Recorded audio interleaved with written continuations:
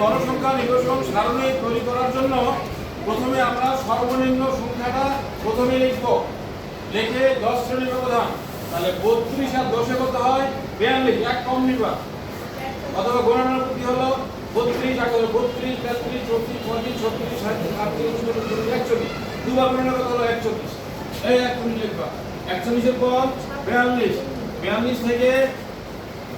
থেকে এখন কি বুঝবা 42 আর 10 কত হয় 52, এক কম নিবা,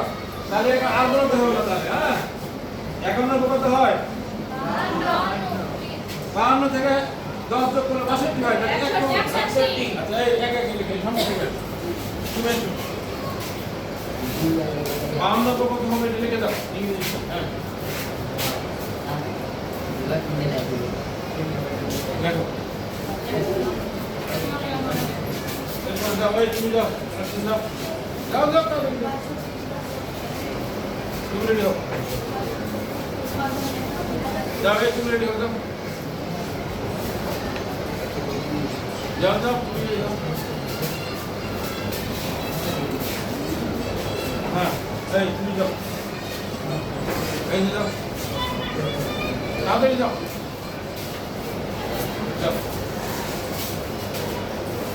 যাও যাও বলছিল যাও তাড়াতাড়ি যাও, যাও নয় ভালো লাগা হয় না, যাও এই যাও ওই এই শেষ